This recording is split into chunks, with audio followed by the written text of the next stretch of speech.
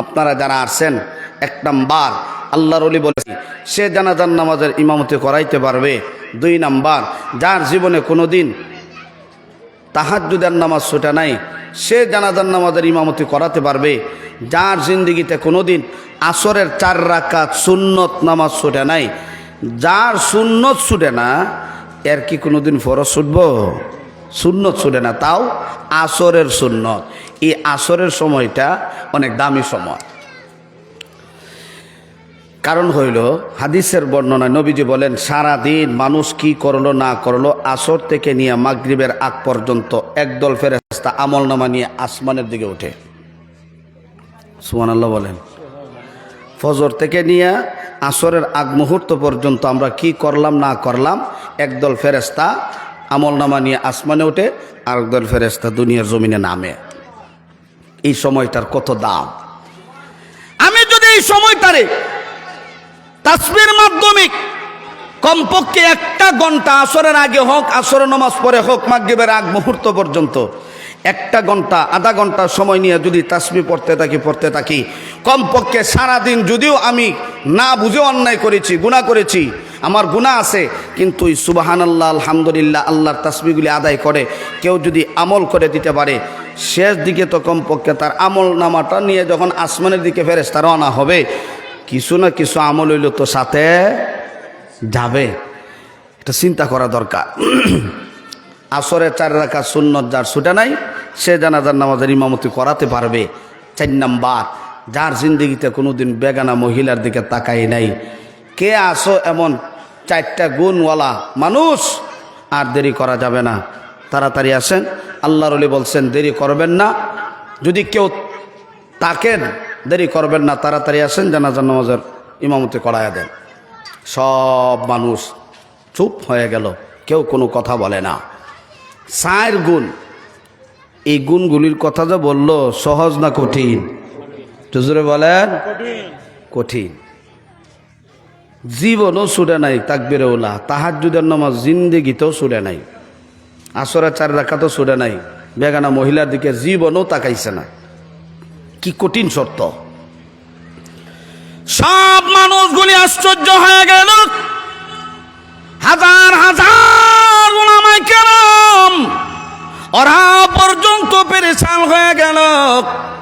হায় রে হা, জীবনে কত তাকবীরে উলা ছুটল, কত তাহাজ্জুদের নামাজ ছুটে গেল,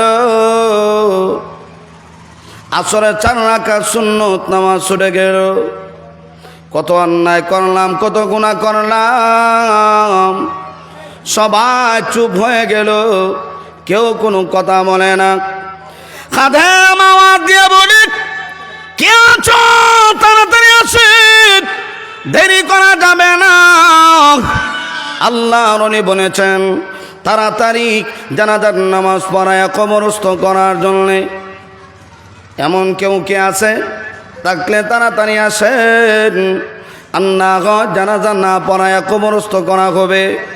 আল্লাহর ওলি বলে গেছেন এই 4 গুণওয়ালা মানুষ না থাকলে জানাজা না পড়ানোর জন্যে, আপনারা কষ্ট করে আসছেন জানাজার নামাজ পড়ার জন্যে, আল্লাহর ওলি যে 4টা গুণের কথা বলে গেল অবশ্যই একজন না একজন এই ময়দানের মধ্যে আছেন।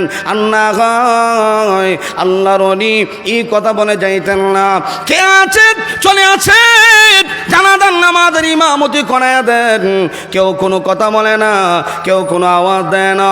এমনি খাদেম ডাক দিয়ে বলে, শোনো আর দেরি করা যাবে না, এবার কাঠের মধ্যে দৌড়ো, এবার ওনাকে জানাজা না পড়ায় কবরস্থ করে আসবো, দেরি করা সম্ভব হবে না। আল্লাহর ওলি আমাকে বারবার বলেছে বাবারে দেরি করবা না, দেরি করা যাবে না। এমন অবস্থায় খাদেম যখন খাটের মধ্যে ধরে ফেললো, এবার পিছন দিক থেকে একটা আওয়াজ, কে যেন ডাক দিয়া কয়, ওরে খাদেম একটু দাঁড়াও, আমাকে আসার মতো একটু সময় দাও।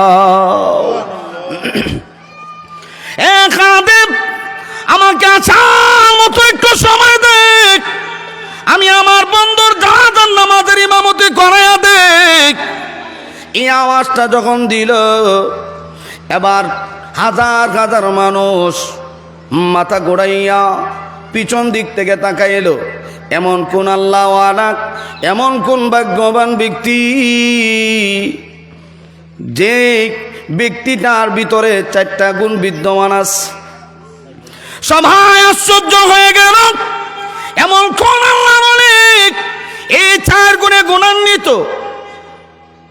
এত দামি মানুষ। সবাই যখন মাথা ঘোরায় পিছনের দিকে তাকাইল, আল্লাহর ওলি রুমালটা দিয়া মাথাটা মধ্যে রুমাল নিয়া মাথা সহ চেহারা সহ ডেকে নিলেন। আর মানুষগুলিরে বললেন, বাবা রে, আমাকে রাস্তা করে দাও, আমি কুতুবউদ্দিনের লাশের সামনে যাব, আমাকে রাস্তা করে দাও। সব মানুষ আশ্চর্য হয়ে গেল, এমন কোন আল্লাহর ওলি, চেহারাও তো দেখা যায় না, সামনের দিকে আগাইতে আসে। আল্লাহু আকবার। প্রত্যেকটা মানুষ চোখ থেকে পানি বের হওয়া শুরু হয়ে গেল। এমন দামি মানুষ এখন ওই মসজিদের মধ্যে আছে, কিন্তু কেউ বুঝতে পারে নাই। এবার আল্লাহর ওলি কুতুবউদ্দিনের লাশের সামনে দাঁড়ায় কয়, এ ভাইরা শোনো, খাদেম যে 4টা গুণের কথা বললো, এই 4টা গুণ আমার মধ্যে বিদ্যমান আছে, আমার মধ্যে বিদ্যমান আছে। 1 নাম্বার, আমার জিন্দিগিতে কোনোদিন তাকবীরে ওলা ছুটে নাই। আমি বালেগ হওয়ার পর থেকে নিয়া এখনো পর্যন্ত আমার জিন্দিগিতে কোনোদিন তাকবীরে ওলা ছুটে নাই। 2 নাম্বার, আমার জিন্দিগিতে কোনোদিন তাহাজ্জুদের নামাজ ছুটে নাই। 3 নাম্বার, আমার জিন্দিগিতে কোনোদিন আসরে 4 রাকাত সুন্নত নামাজ ছুটে নাই। আমার জিন্দিগিতে আমি কোনোদিন বেগানা মহিলার দিকে তাকাই নাই। এই 4টা গুণের কথা বলে আল্লাহর ওলি কান্না শুরু করে দিলেন। কুতুবউদ্দিন, আমার এই আমলের কথা হাজার হাজার মানুষগুলির সামনে প্রকাশ করে দিলা, তুমি আমার মান সম্মান, আমার আমলের কথাগুলি মানুষের কাছে শুনে দিলা, এমন সর্বনাশ কেন করছো? এই কথা বলে আর কান্না করে, কুতুবউদ্দিন রে, এমন সর্বনাশ কেন তুমি করলা? আমার এই আমলের কথা আমার মা জানে না, আমার এই আমলের কথা আমার বাবা জানে না, আমার এই আমলের কথা আমার বিবি জানে না, আমার আদরের সন্তান জানে না, শুধুমাত্র আমার আল্লাহ জানে, আর কেউ জানে না। আরে কুতুবউদ্দিন, এমন এক কথা তুমি বলেছ যে 4টে গুণ কারো ভিতরে না থাকলে জানাজা না পড়ায় কবরস্থ করার জন্যে, কিন্তু আমি তো পারলাম না, আমার বন্ধুরে কেমনে জানাজা না পড়ায় কবরস্থ করব। এই জন্য বাধ্য হয়ে পেছন দিক থেকে আমি আওয়াজ দিলাম দাঁড়ানোর জন্য।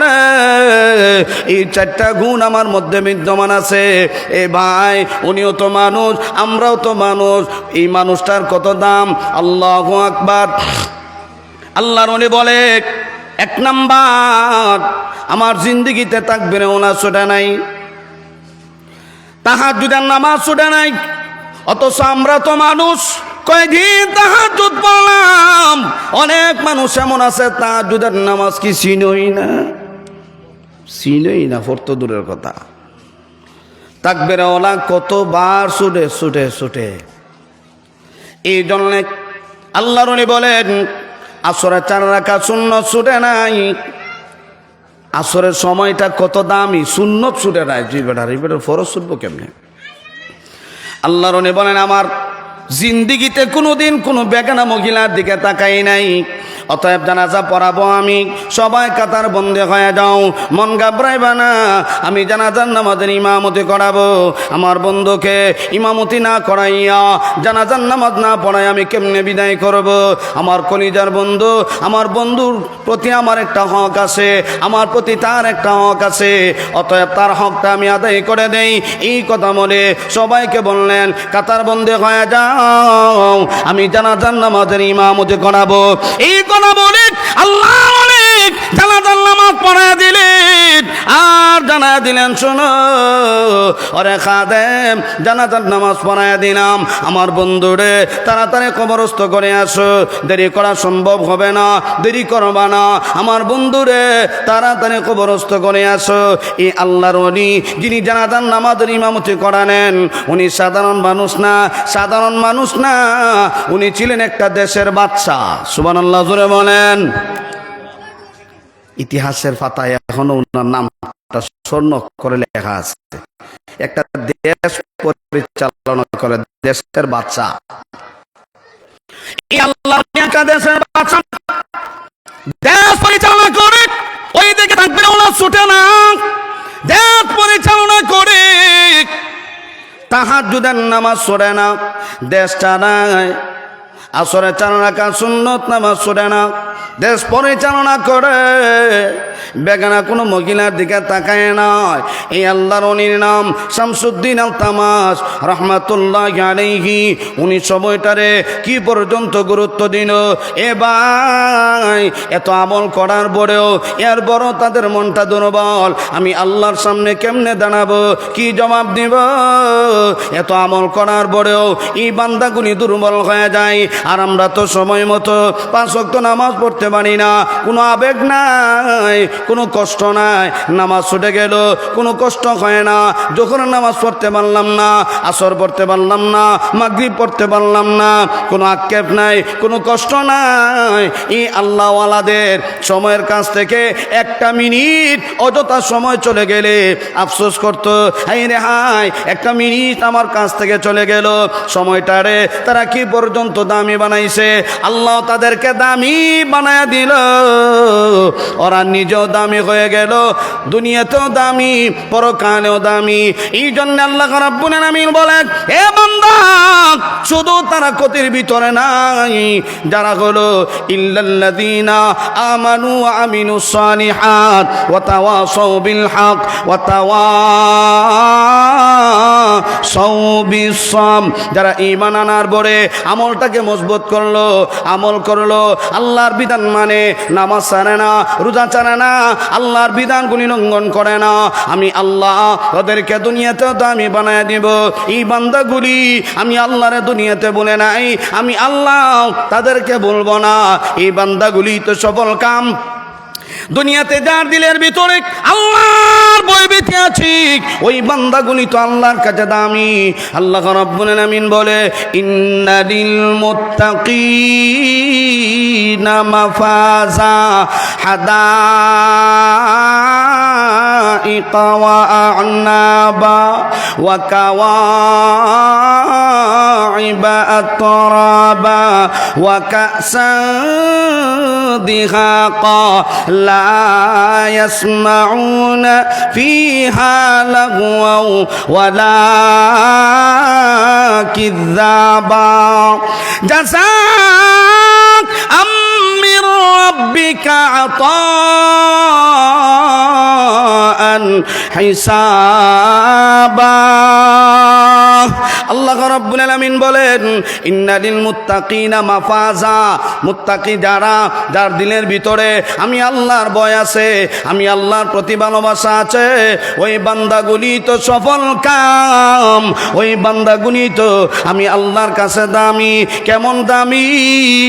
আমি আল্লাহ ওদেরকে এত দামি বানায় দিব, আসলে কোটি ময়দানে কোটি কোটি মিলিয়ন মিলিয়ন সব হাসরবাসী মানুষের সামনে আমার আল্লাহ ডাক দিবেন, এ বান্দারা যাদের ঈমান ভালো, আমল ভালো, ওই বান্দাগুলির ডাক দিয়ে বলবে, যারা দুনিয়াতে আমি আল্লাহরে দেখো নাই, এরপর আমি আল্লাহর বিধান ছাড়ো নাই, আমি আল্লাহকে দেখো নাই, এরপর আমি আল্লাহর বিধানগুলি মানছো, আসো আমি আল্লাহ আজকে তোমাদেরকে সম্মান দিব, মর্যাদা দিব। হাসরের কঠিন ময়দানে এই বান্দাগুলিরে আমার আল্লাহ এত সম্মান দিবে, এত মর্যাদা দিবে। ইয়াউমা নাহশুরুল মুত্তাকিনা ইলার রহমান ওয়াফদা। হাসরের কঠিন ময়দানে সব মানুষদেরকে আমার আল্লাহ, বিশেষ করে সব মানুষদেরকে সামনে রেখা তাকওয়াওয়ালা, আল্লাহওয়ালা, যাদের ঈমান ভালো, আমল ভালো, তাদেরকে ডেকে আনলে বলবেন, হে বান্দারা, আমি আল্লাহর দেখছো না, এরপর আমি আল্লাহর বিধান মানছো, ও ফেরেশতারা আমার বান্দারে ফুলের মালা দে, সুস্বাগতম দে, সুস্বাগতম জানাইয়া আমার আল্লাহ তাদেরকে জান্নাতবাসী করে দেবেন। এই জন্যে সময়টারে কাজে লাগানো। আসরের পরে এই সময়টার অনেক দাম। একদল ফেরেশতা চলে গেছে, আর একদল ফেরেশতা দুনিয়ার জমিনে আগমন করছে। আল্লাহ আমাদের সবাই বেশি বেশি নিয়ে কামলের তৌফিক দান করুক। সকলে বলে আমিন সুম্মা আমিন। ওয়া আখিরু দাওয়ানা আনিল হামদুলিল্লাহি রাব্বিল আলামিন। আসসালামু আলাইকুম ওয়া রাহমাতুল্লাহ। সম্মানিত সুধী মণ্ডলী,